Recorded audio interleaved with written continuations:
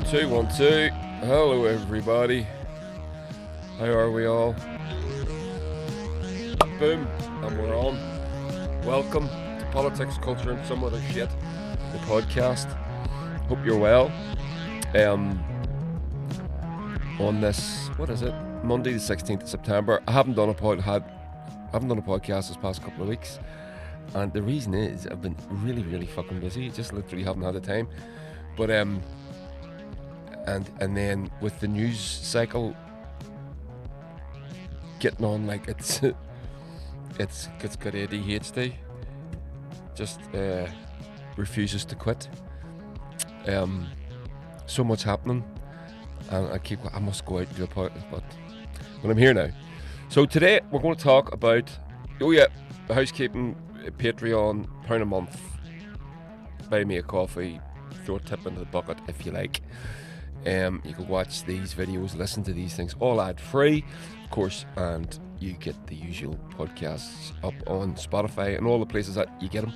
So let's do this. What we're going to talk about? We're going to talk about somebody else trying to shoot Donald Trump again. This is serious. We'll talk about that. Talk about the Casement Park fiasco.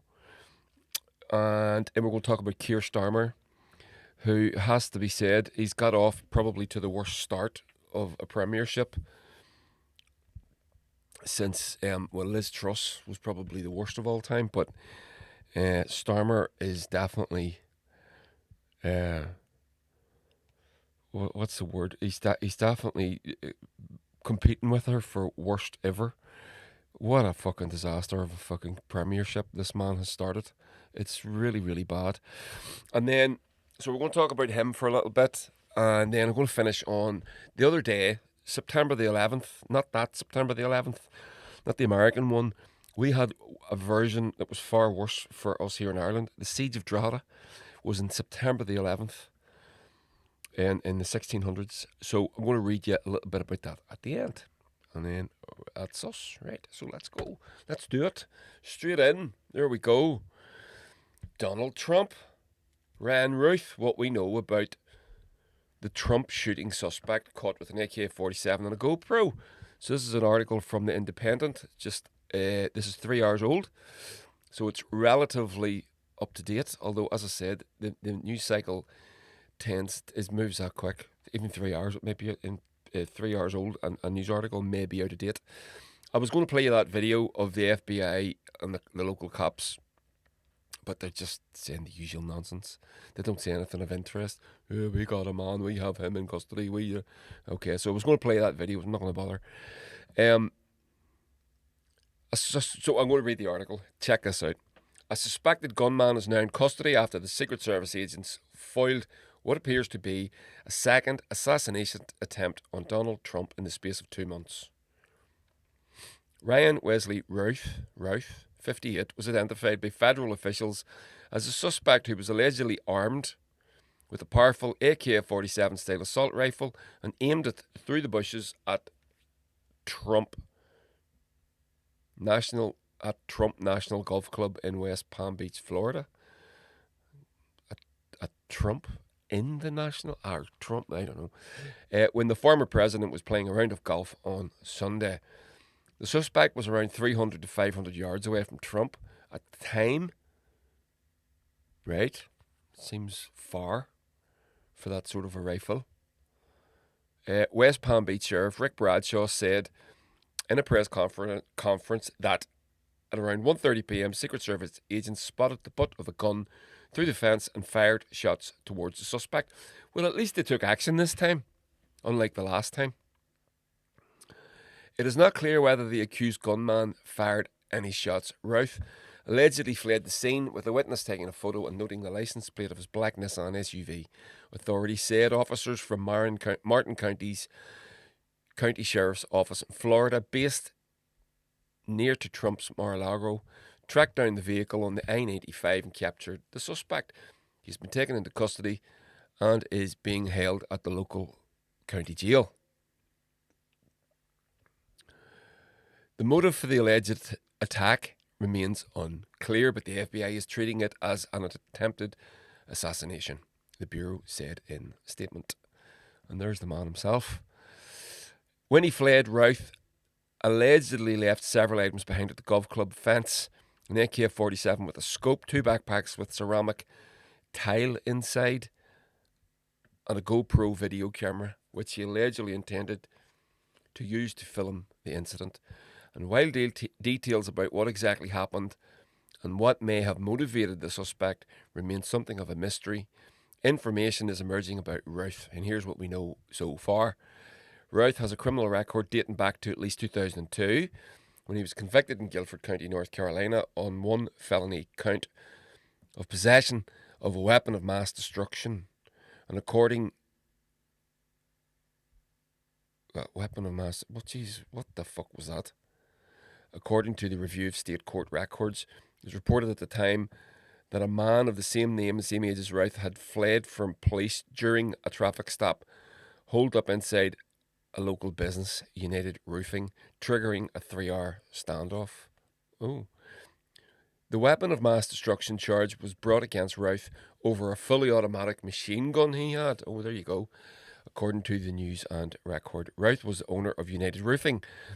According to public records, which list a company email in his name. Blah, blah, blah. In 2010, Routh was convicted of possession of stolen goods and sentenced to probation. Further details of the charges are unclear. A former employee of Routh's told The Independent she remembers his standoff with the police in 2002 and added that her boss was widely derided for his penchant for doing stupid shit. Tina Cooper worked for Routh at United Roofing during the incident.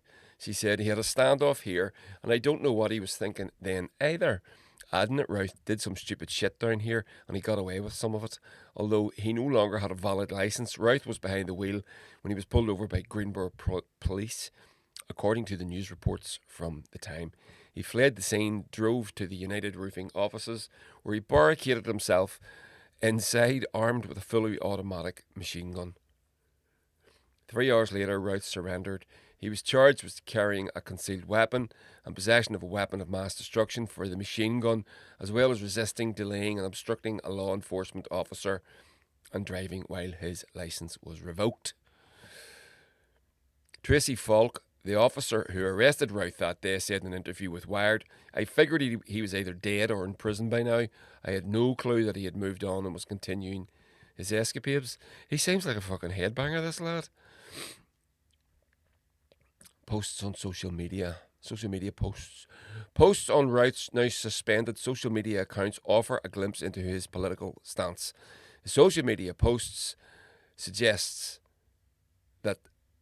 the suspect was once a Trump supporter who voted for the former president in the 2016 election. However, he became more critical of Trump in recent years. While you were my choice, he says, in 2016, I and the world hoped that President Trump would be different and better than the candidate. He wrote in July 2020 on Twitter, but we were all greatly disappointed and it seems you're getting worse and devolving. I will be glad when you're gone. He started to lean towards President Joe Biden and Vice President Kamala Harris. In a post earlier this year, he tagged Biden's presidential account and said the campaign should be called something like KADAF, Keep America Democratic and Free. Trump should be Massa, Make American Slaves Again, Master. Democracy is on the ballot, isn't it, always?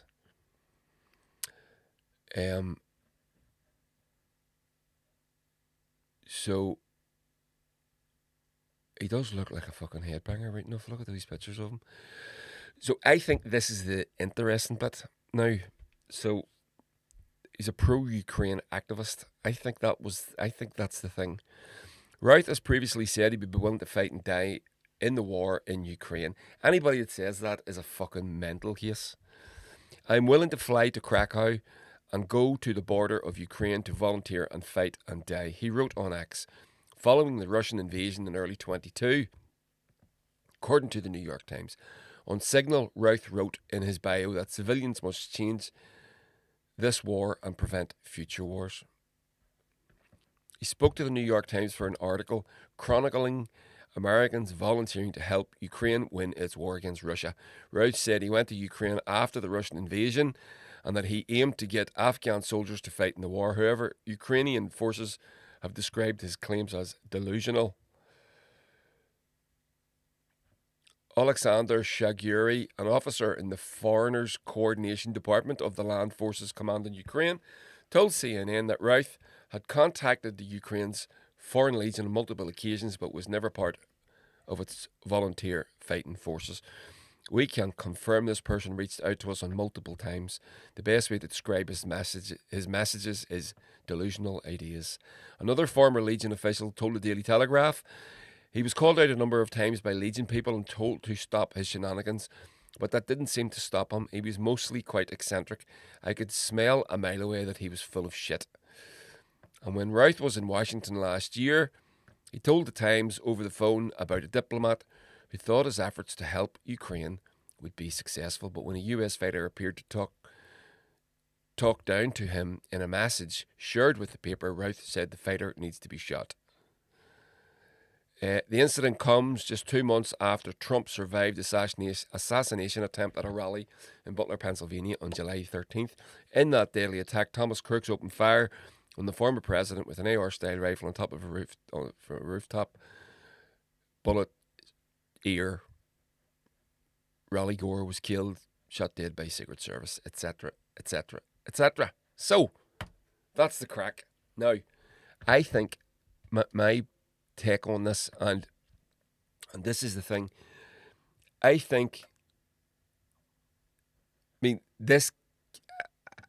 don't want to sound conspiratorial, but Max Blumenthal here, right? Max Blumenthal, the amazing Max Blumenthal,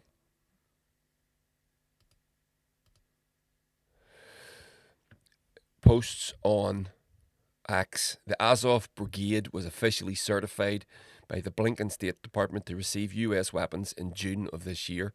Now, the Azov Brigade are the openly Nazi and brigade in the Ukrainian army. And people, you see people arguing and go, oh, they're not Nazi, they're fucking Nazi. They are Nazi, right? We know they're Nazi. The same media that painted this neo-Nazi unit as heroic defenders is about to sweep Routh's background under the rug and brand us all conspiracy theorists. Now, what is he referring to?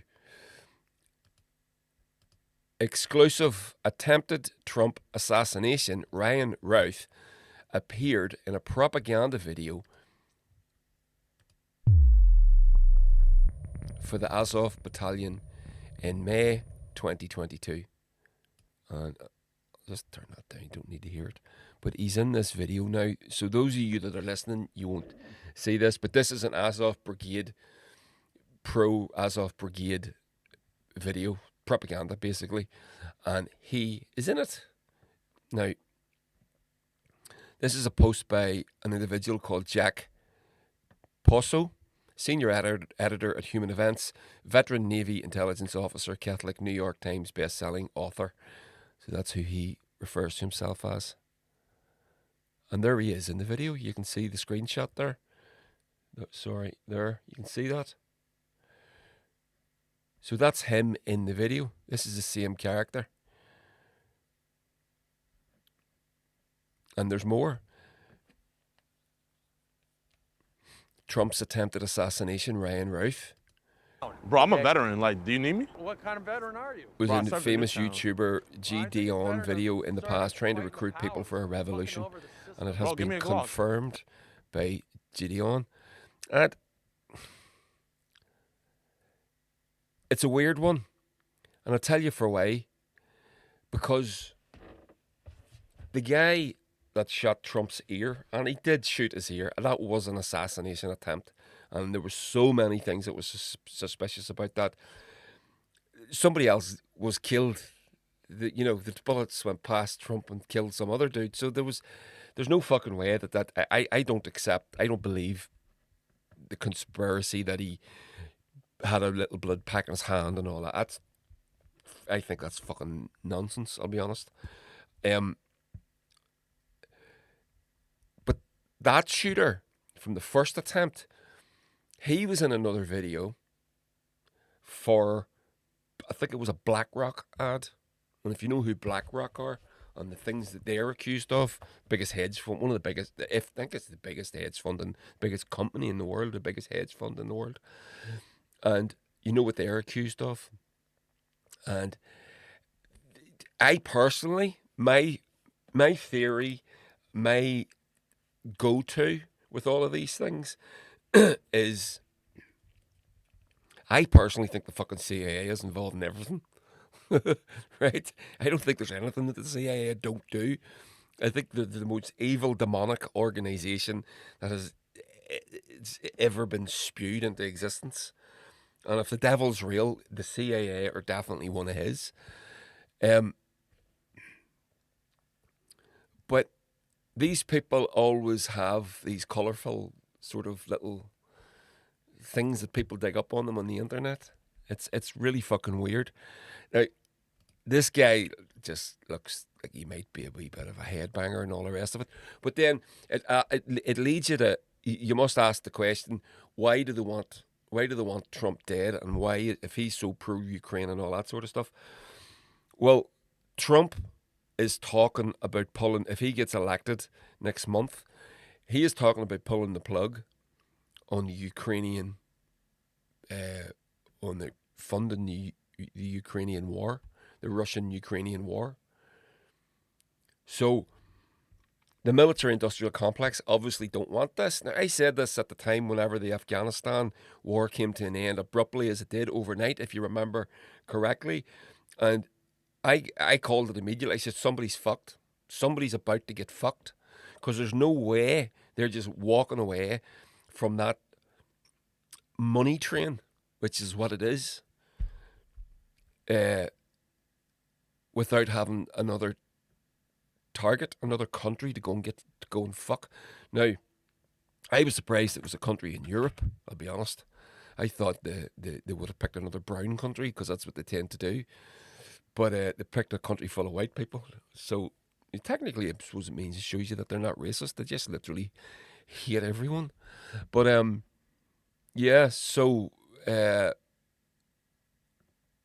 and Ukraine, if that funding gets pulled for that war, you know, a lot of people are going to be not making as much money as they did in the past. And is that reason enough to try and assassinate the man before he gets into office?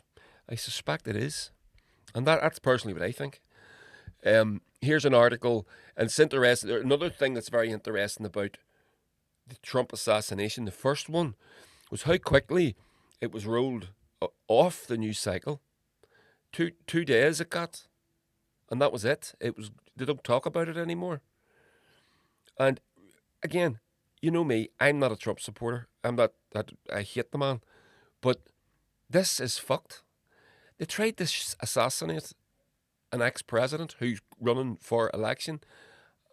If that just had been anybody else, it would be 24 hours a day from that moment to this. Nothing. The media just let it go. Here's an article from the Babylon Bee. The media assures Americans the real threat is the side that keeps getting shot at.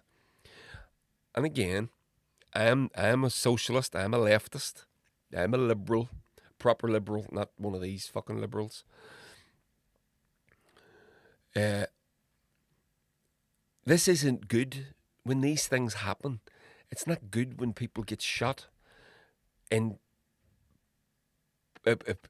political violence is very, very, very dangerous, right? This is how revolutions start. And, you know, I'm up for a bit of revolution, but not like this. So here's the Babylon Bee. Now, this is a very right-wingy sort of publication, but when you're right, you're right. In the wake of yet another assassination attempt on former President Donald Trump, the media sought to assure Americans that the real threat isn't the side doing the shooting. It's clearly tongue-in-cheek, right? The people getting shot at and murdered, they are the real threats, explained CNN correspondent Donna Bash. Every time you see another attempt to kill a Republican. Remember, the Democrats are the party of peace and tolerance. The media also condemned Republicans for using such harsh rhetoric and causing people to try and murder them. We hereby call on the people getting shot at to stop being mean, Bash went on to say.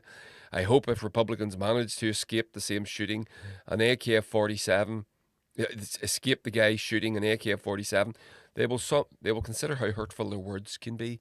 It is time the people with bullets whizzing over their heads tone things down.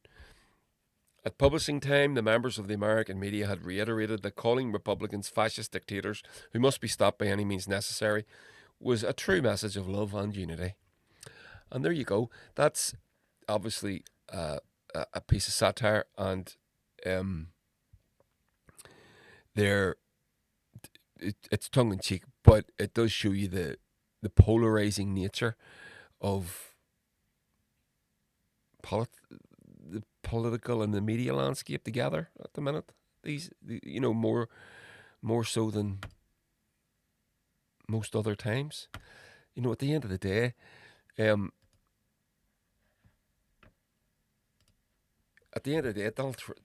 did try to kill him. Somebody tried to kill him.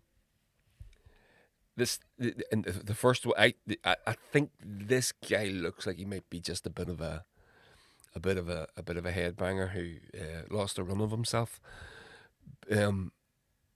But the other guy, there was so much wrong with that. I don't want to go into it, but right now on this podcast, but things like what the head of the Secret Service said about the angle of the roofs and all these it was all this is bullshit. The best thing, I think, is that they were so incompetent that they completely fucked it. And I hope that that's the truth. I hope that's the case.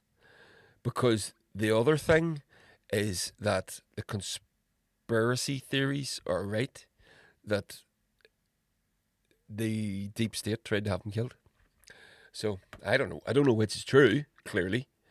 But, if those are your options, you'd prefer incompetence to be what's happened.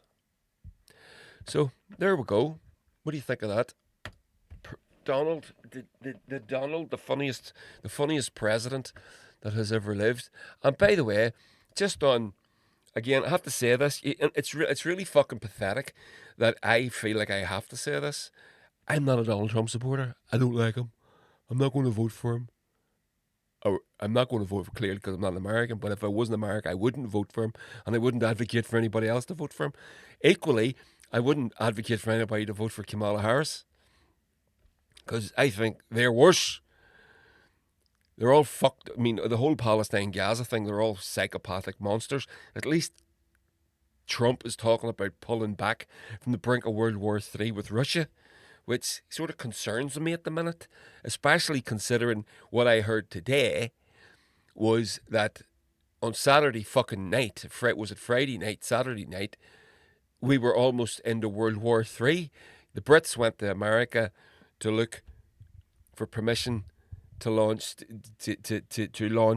long range missiles into Russia from Ukraine, which through the back channels, I'm led to believe, through the back channels of communication between the American state and the Russian state, they were left. The Americans were left in with no uncertainty that if this happened, nuclear weapons were on the table to be used. We don't know anything, and this is all back behind the scenes spook stuff. But this is, the Brits wanted to do this, and it was the Yanks that actually showed restraint. The Brits apparently thought that Putin is bluffing, and the Yanks didn't want to take the chance. And whenever the Yanks are the fucking sensible ones in the room, it's kind of terrifying. I'd be honest. I heard that today, and I got shivers. So there we go. So at least, but my point is, at least Trump is talking about withdrawing, sorting the Ukraine Russia out. A bit of, I don't know how we do it, withdraw money or a bit of detente. I don't know, but at least he's talking about it. And yeah, so that would be great if that happened. So for that reason, if you're giving me a choice between this one or that one, that would be the one I would say you go, because you just compare the two. What they're saying they're going to do and what they're saying they're going to do. I mean, they're both mental. Kamala Harris is a lunatic. Trump's, well, he's too old too, but they're all fucking mental. They're all nuts. But at least he's talking about peace with Russia. That's kind of fucking a big deal. So anyway, so there we go.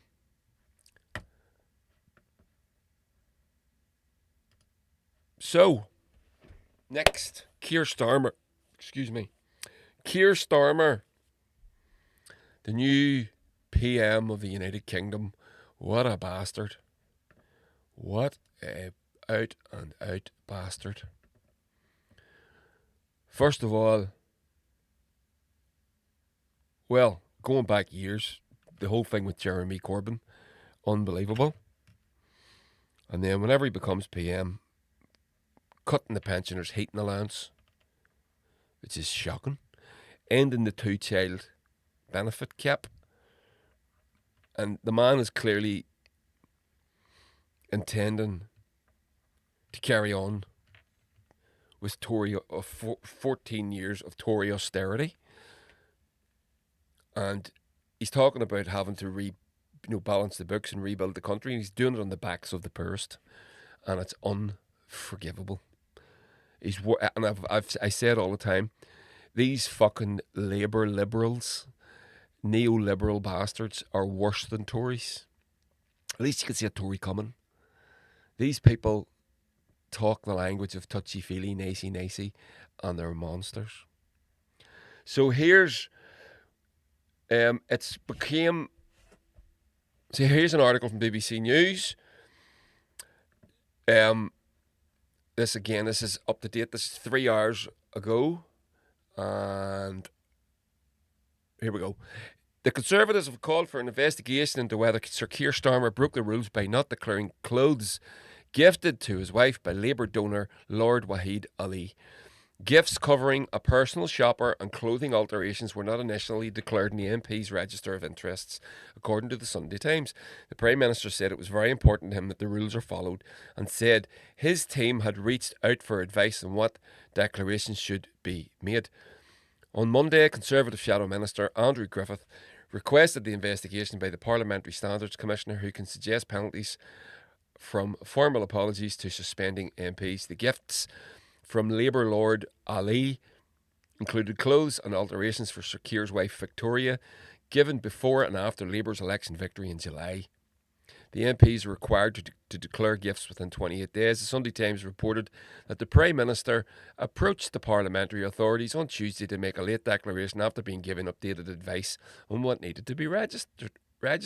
Sir Keir said it was important that we have transparency. Oh, did you? Did he? And that's why shortly after the election, my team reached out for advice on what declarations should be made, so it's in accordance with the rules, he said. They then sought out further advice more recently, as a result of which they made the relevant declarations. Lord Ali, a regular donor to the Labour leader. Why? This is bribery. Has been at the centre of a row after it emerged in August that he'd been given temporary Downing Street security pass despite having no formal government role. The TV executive bought clothes and glasses for Sir Keir, which have been listed on his entry on the register of MPs' interests. Most recently, the Prime Minister declared that Lord Ali had provided him with accommodation for several weeks, which is recorded as being worth more than £20,000. In a letter to Daniel Greenberg, Parliamentary Commissioner for Standards, Conservative MP Griffith called for an investigation into Sir Keir's failure to declare. The letter states there must be a full investigation into this scandal, given this is not the first instance of the Prime Minister failing to declare donations and abiding by parliamentary rules. The Prime Minister was previously referred to the Parliamentary Standards Commissioner in 2022 when he was found to have been late in registering 8 interests, including tickets to football matches and the sale of a plot of land.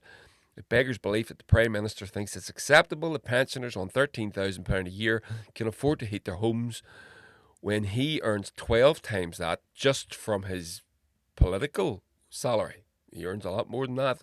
I'll show you in a minute. But apparently can't afford to clothe himself or his wife. While his top team want a taxpayer-funded clothes budget to look sharp, people across the country are forced to make tough decisions in the face of Labour's damaging decisions. Labour promised change, but in the 10 short weeks, all they have delivered is a change of clothes for themselves. Labour made the political choice to put themselves and their union paymasters before the most vulnerable. So, and it is a fact that Prime Minister... On the Jeremy Vine show, and I do not know who this Imelda Marcos fucking tribute act is, but Owen Jones, who, you know, he's good and all, but I do have a few issues with him, but I won't get into it. Is a guest and responds, and he just sort of nails it, so check this out. And it is a fact that prime ministers are making a lot less than they used to be. Kier Starmer is making the same amount of money that Gordon Brown was making. He is making less than Tony Blair was making. So I completely agree with David Lammy. Unless you're a billionaire, right, like Rishi Sunak, you simply do not have the funds to do what it takes. Owen Jones. He's in the top 1% of earners. He's richer by income than 99% of the population. The idea he can't afford his own clothes. In fact, the combined household income, including, as you mentioned, his wife there, is about £200,000 a year. This is so insulting to ordinary people who have to look smart without relying, let's be honest, on rich political sugar daddies.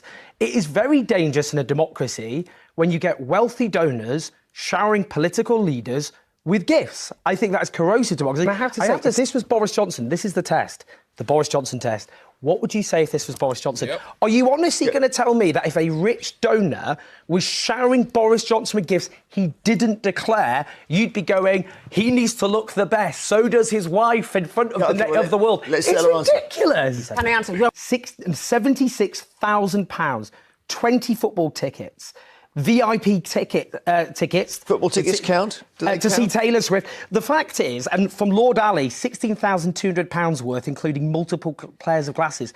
Fact is, if rich people can shower politicians with gifts, that is open to abuse in terms of what often are they after. Corrupting Stella. But the other point is it sticks in the craw. He's driving pensioners into hardship by attacking the winter fuel allowance. He's driving kids into poverty with a 2-child benefit limit. And it is... So that's the crux of the matter, right? You're opening the door for corruption. This is open bribery. Just excuse me. Excuse me. Just because you declare it on the list of members' interests in the House of Commons doesn't mean it's okay. Lord Ali give me £20,000 worth of fucking accommodation. I don't know what the fuck that means or how that works. But it's not okay. It isn't okay to do that. That's wrong. You shouldn't be allowed to do that. Because it's bribery by any other name. No matter what you want to call it, it's bribery. And then you're also... This man is making 200,000. His family income is £200,000 plus per year. He's just cut the winter fuel allowance for pensioners, the lowest earning pensioners. The 2-child benefit cap is in place. And then he's accepting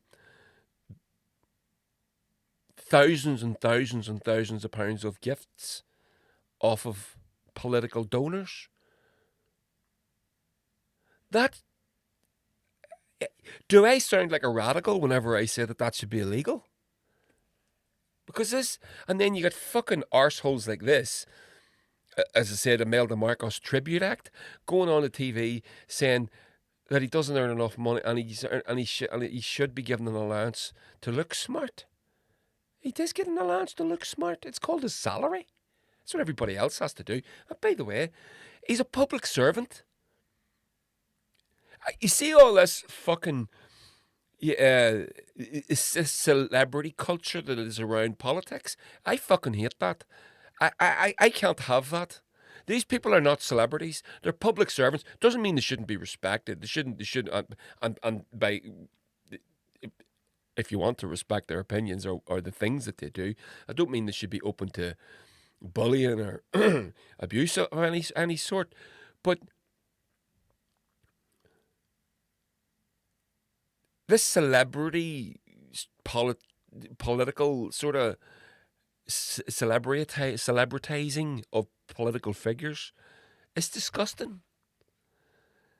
And if he can't live on a prime minister's salary, which is over £100,000 a year, I think, is it?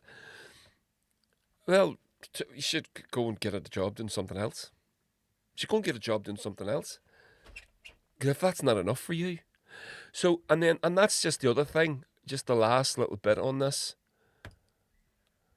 What is new Prime Minister Kier Starmer's net worth? So I found this article. It's the argos.co.uk. I'll scroll down. What is Sir Kier Starmer's net worth? So according to Prolific London, Sir Kier has a net worth of around 7.7 million. However, they say it could rise to between 10 and 15 when taking his other revenue streams into account on the land he has held since 1996. How did he make his fortune? As an MP, he made a salary of 76,000 and received a further 49,000 for being leader of the opposition. He had previously worked as a director of public prosecutions and the head of the Crown Prosecution Service, which is well known to come with a good salary. And as the new Prime Minister, earned more than 21,000 for his legal from 2021. Right, so they go into it. But basically, the low end is 7.7 million. Let's say they're out by 50%. Let's say he's worth half that. It's 3.35 million. Let's say they're out by 80%. You're down to, he's still worth £1.5 million.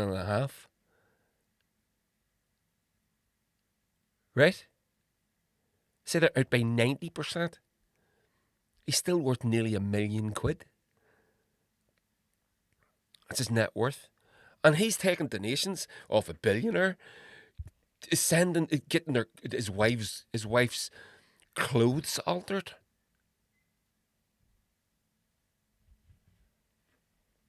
No, not having it. And then it's really, really hard to fucking take. And this is last little bit on. Let me just tidy this up for you. Last little bit on Sir Kier. I found this article about this is it's all connected. Obviously, everything is connected. So these the billionaire class, of which there shouldn't be a single billionaire anywhere on the planet.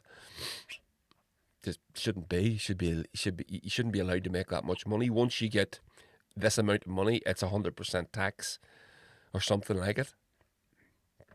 You're done, right? This is why it's all connected. So I'm going to read you this little article. It's jphill.com. Joshua P. Hill. I've read his stuff before for you. It's really good.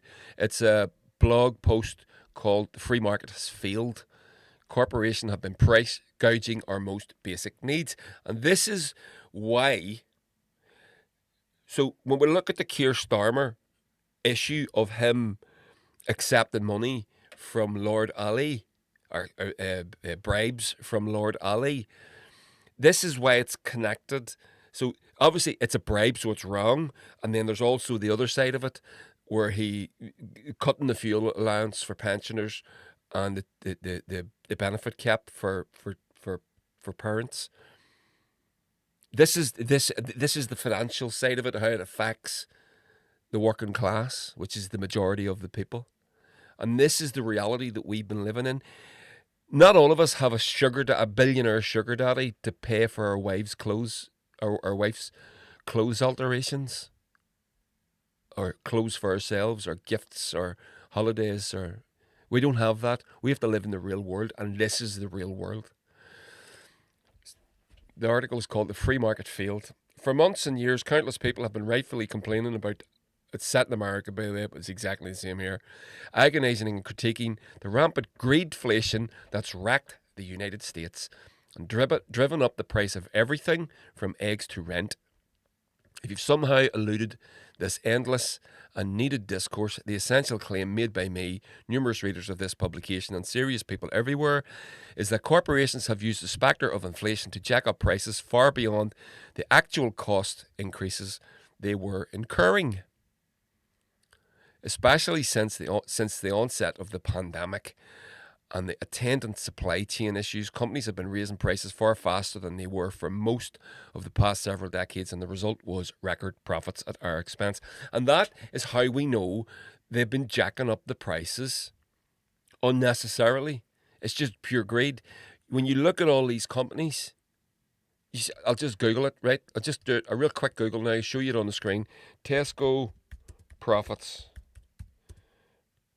2 years. There we go. Just literally just Googled it. I just Googled Tesco's profits 2 years. Spelled profits wrong. Pro-gets, I wrote.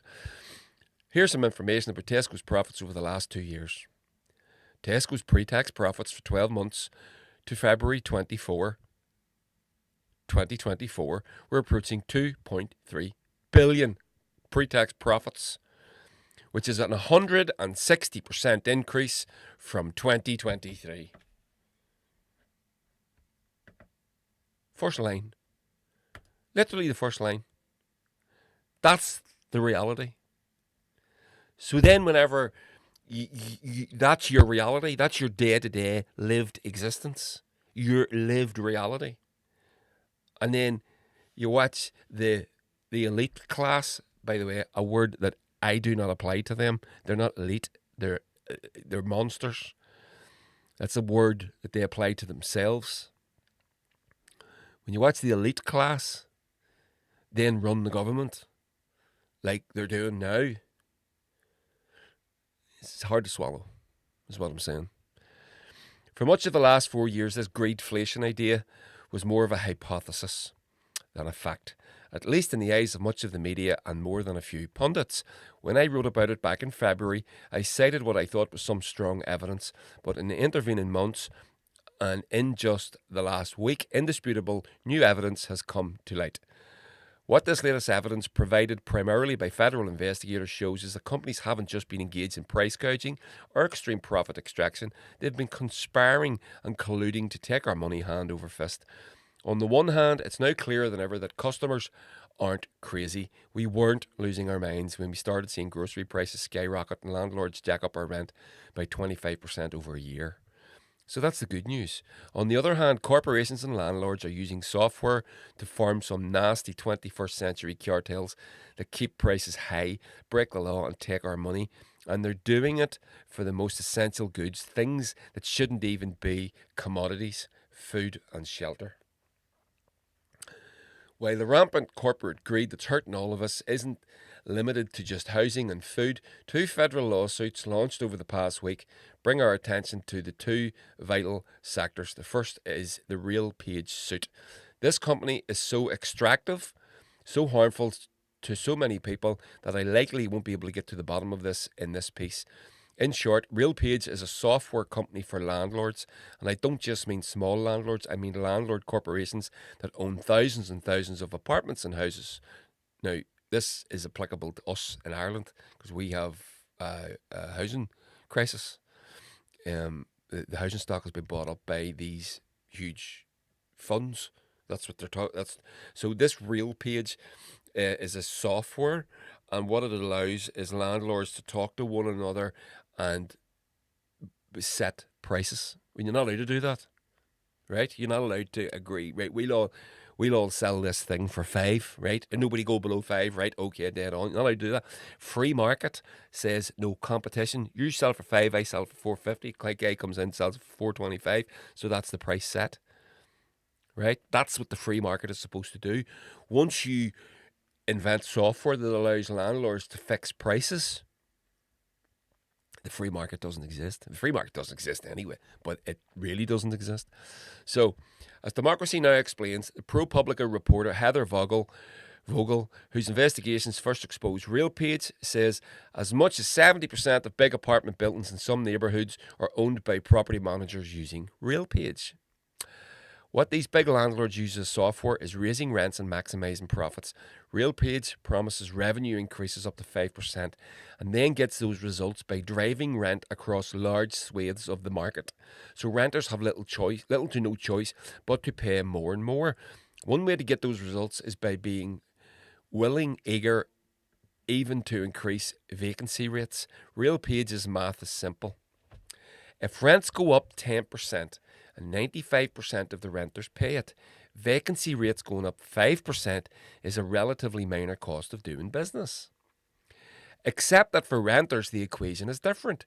What RealPage and landlords are doing means that millions of people have to resort to paying more, moving in search of cheaper rent or homelessness. And given the fact that the rents are now 33.4% higher nationwide than they were before the pandemic, some markets have been hit even harder. Homelessness has reached record highs. We know that none of this is hypothetical. The free market has failed renters. The simple logic of supply and demand has been proven to be an inadequate model when landlords are eager to work together, increase vacancies, and collectively increase their profits at the expense of their clients. Competition has taken a backseat to collusion in the rental market. So this is what happened. This is what capital, again, the man himself, this is what he tells us is going to happen. Everything becomes monopolized. The free market doesn't exist. So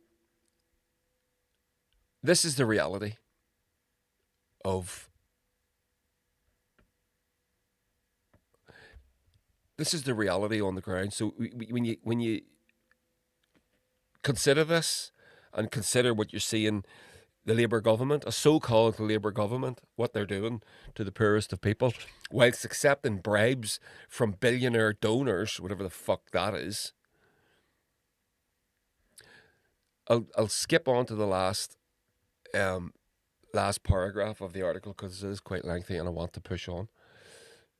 What have we got? 48 minutes, yep. So, needless to say, the examples discussed in this piece indict our system both because we see so clearly the lengths capitalists will go to in order to leech profit out of us.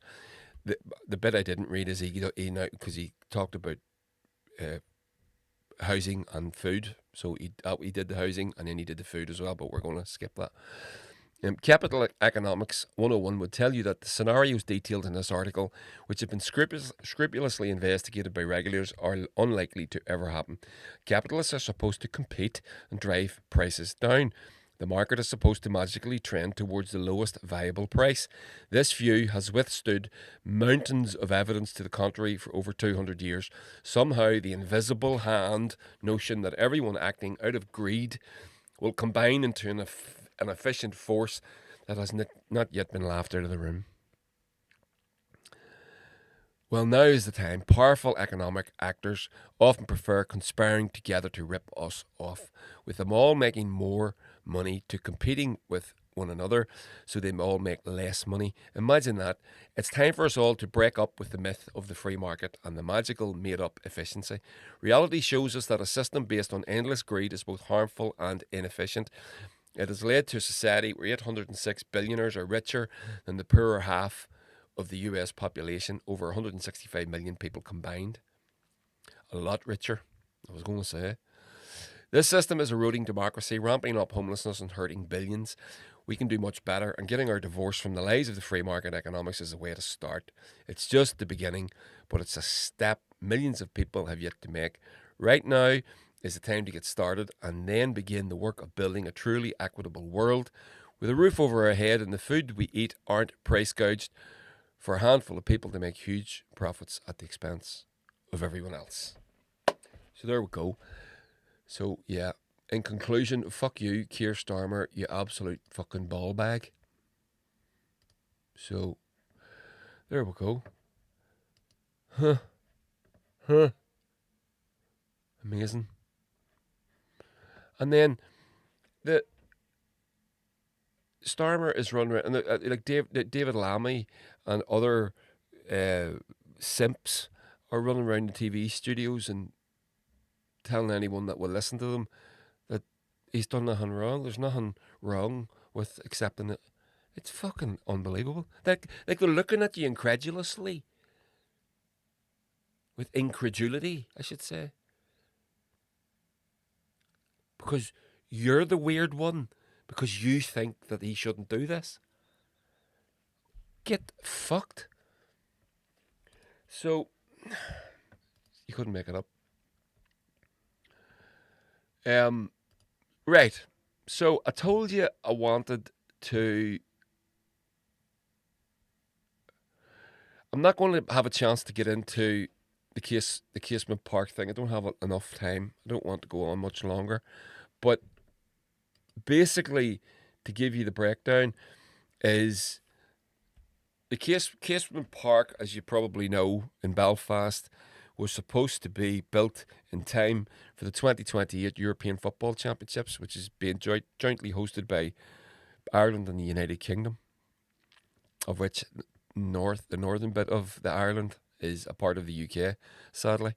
And so as a part of that, a redevelopment plan for Casement Park was agreed, and that was going to happen.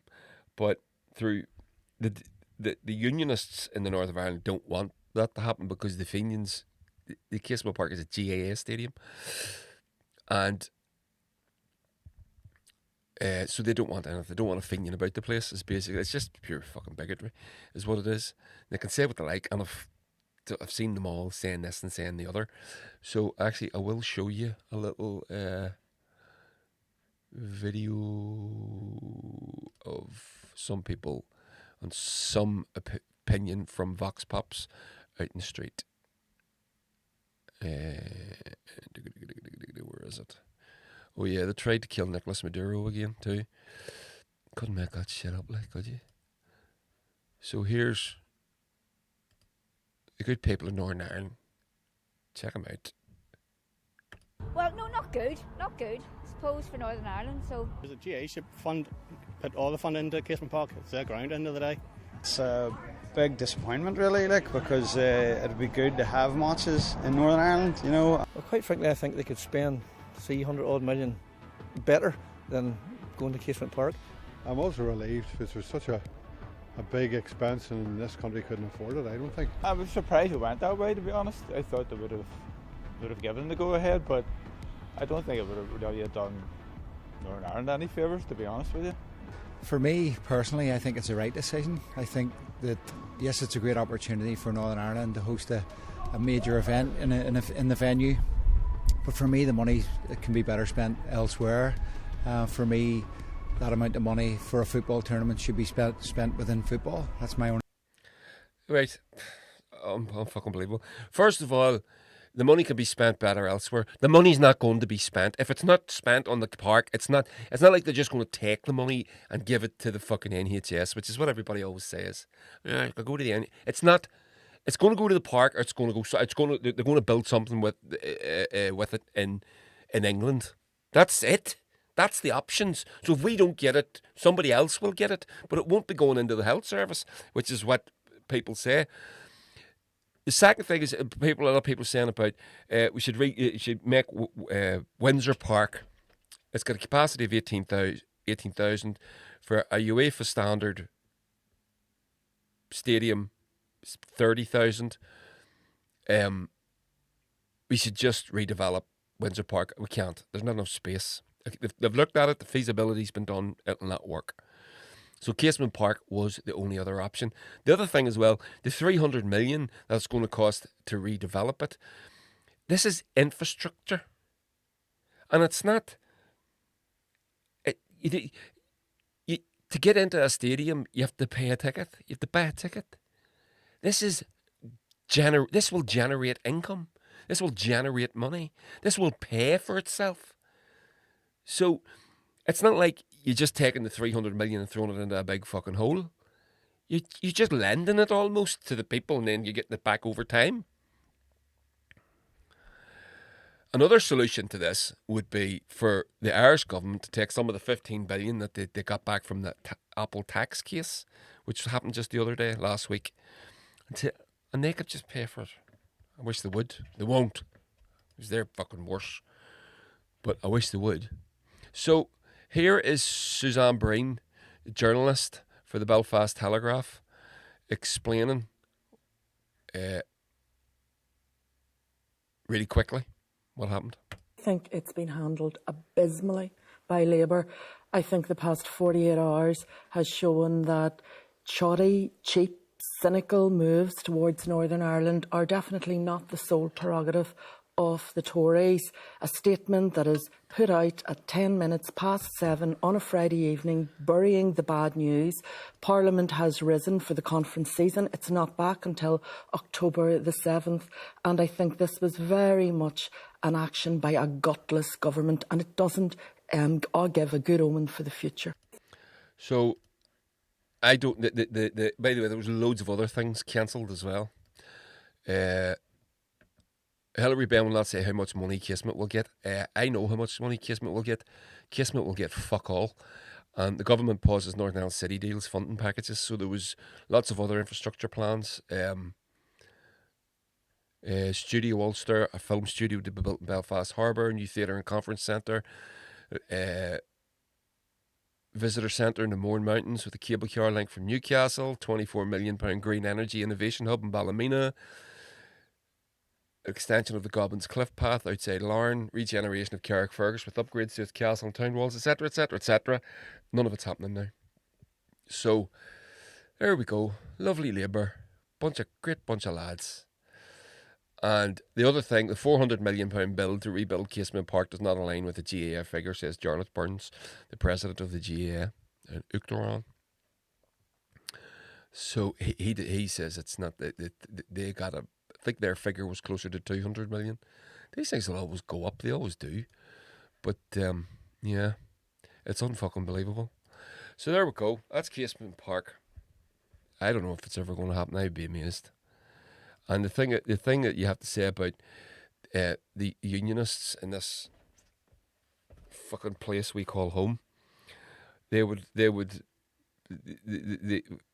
old Sun Tzu saying the evil man will burn his own country to the ground to rule over the ashes, and I think that describes unionism. They don't want anything. They would see us remain at the bottom of every meaningful chart and report, the bottom of every report in Europe, of which we are. We get the worst of everything, and they won't do anything about it because they can't have a opinion about the place.